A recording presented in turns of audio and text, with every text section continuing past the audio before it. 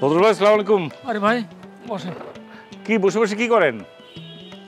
এই কত কিছু চিন্তা করি রে ভাই, চিন্তা তো কোনো কুল কিনারা নাই। আপনার চিন্তার মানে উত্তর দক্ষিণ রেজাল্টটা কি আমাকে বলেন, তাহলে দেখি কোনো কুল কেনা পাই কিনা বলেন। থাক বাদ দেন ভাই। না না ভাই, থাকবে কেন? আমাকে দেন, আমার হেল্প হতে পারে। আচ্ছা ভাই, আপনি আমাকে একটু বুদ্ধি দেন তো ভাই। আমার যে বোন আছে, সেই বোন তো আমাকে বিয়ে দেওয়ার জন্য একদম আষ্টি ফিষ্টি লেগেছে, উঠতে বসতে বলছে। কি করা যায়? একটা হেল্প করেন তো, একটা বুদ্ধি দেন। আচ্ছা ভাই, আপনি কিন্তু আমার একটা কথা ঠিক বলছিলেন বুঝছেন, আমি কিন্তু বদলায় ফেলবো। কি বদলে ফেলবেন? বউ এই যন্ত্রণার সহ্য হয় না রে ভাই। আমি অলরেডি ঘটকের সাথে কথাও বলছি।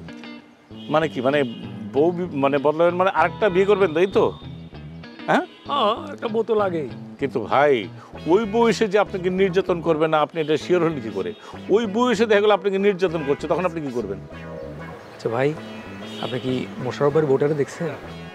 মোশাররফ মানে কোনটা? মানে নতুন ভাড়াটিয়া? জি জি। মানে কি বলবো আপনার, একটা 60 বছরের বুইড়া বিয়ে করছে একটা 18-19 বছরের মাইয়া। ও তাই নাকি? হ্যাঁ, আচ্ছা আচ্ছা আচ্ছা আচ্ছা। আজকালকার মাইয়াগুলো বুঝছেন, পুরুষ মানুষের টাকা দেখলে আর বয়স দেখে না। ভাই আপনি কি এই মোশাররফ সাহেবের মতো একটা মানে তার বইয়ের মতো এরকম একটা কচি মেয়ে খুঁজছেন? যদি পাওয়া যায় তাহলে হ্যাঁ?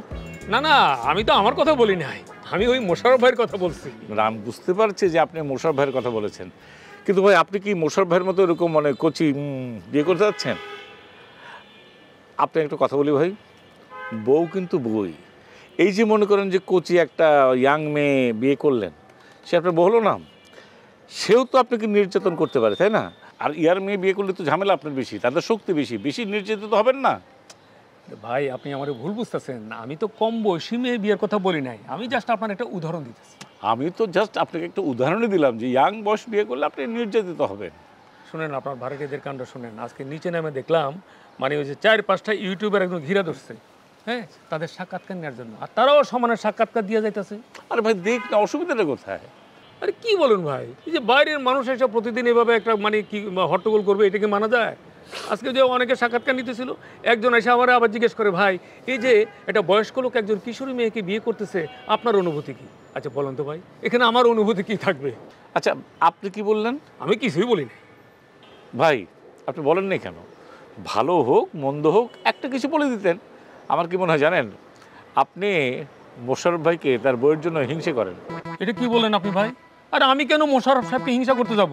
হিংসা করেন এই কারণে, কারণ হচ্ছে তার বউ একটা ইয়াং, এই 18-19 আপনি বললেন, তার বউ তাকে সঙ্গে নিয়ে বাইরে বেরোয়, রেস্টুরেন্টে যায়, ঘুরে ফেরে, ইন্টারভিউ দেয়, হাসাহাসি করে। আর আপনার বউ আপনার গা থেকে গরুর গন্ধ পায়, মানে কেমন একটা ব্যাড স্মেল পায়, সেই জন্য হিংসা করেন। না না, এটা আপনি ঠিক কথা বলেন নাই পুলক ভাই। আর আমি কেন হিংসা করতে যাব? আর আমি একটা জিনিস খেয়াল করতেছি, মানে আপনি সব কিছু দিকে আমার উপর আয়না ফেলতেছেন। আচ্ছা ঠিক আছে, আমি যাই ভাই। আরে ভাই রাগ করছেন কেন? এই লোকটার এখন ভালো লাগছে না, সবারই ভালো লাগে না।